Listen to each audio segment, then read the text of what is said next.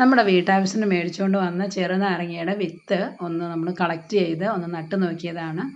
അപ്പോൾ ഇത് ഇങ്ങനെ പാകി കൊടുത്താൽ ഒരു കാരണവശാലും നല്ല രീതിയിൽ ഹെൽത്തിയായ തൈകൾ ഉണ്ടാവില്ല എന്ന് പലരും എന്നോട് പറഞ്ഞു. എന്നാലും ഒരു പരീക്ഷണമായിക്കൊള്ളട്ടെ എന്ന് വിചാരിച്ച് ഞാനൊന്ന് പാകി നോക്കിയതാണ്. 5 വിത്തുകൾ പാകി കൊടുത്തിരുന്നു. സന്തോഷം എന്ന് പറയട്ടെ, 5 വിത്തുകൾ നമുക്ക് മുളച്ച് കിട്ടിയിട്ടുണ്ട്. അത്യാവശ്യം ഹെൽത്തിയായ തൈകളാണ്. അപ്പോൾ ഇതിന് നമ്മളൊന്ന് മാറ്റി നടാനായിട്ടൊരു ശ്രമം ചെയ്യുകയാണ്. അതിന് പൊട്ടി മിക്സ് റെഡിയാക്കിയിട്ടുണ്ട്. സാധാരണ എൻ്റെ തൈകൾ ഞാൻ നടുന്നത് പോലെ തന്നെ ഡിസ്പോസിബിൾ ഗ്ലാസ്സിലേക്കാണ് ഞാൻ പകർത്തി നടുന്നത്. ഇങ്ങനെ പകർത്തി നട്ടതിന് ശേഷം തണലിൽ വെച്ച് തൈകളൊന്ന് ഹെൽത്തി ആയതിനു ശേഷം മാത്രമാണ് വലിയ പോട്ടിലുകളിലേക്ക് നമ്മൾ മാറ്റി നടുന്നത്. അങ്ങനെ മാറ്റി നടുന്ന സമയത്ത് തൈകൾ ഏത് ടൈപ്പാണെന്ന് നമ്മൾ മനസ്സിലാക്കിയതിന് ശേഷം മാത്രമേ നമ്മൾ നടുന്ന പോട്ടിലിൻ്റെ വലിപ്പം നിശ്ചയിക്കാവൂ.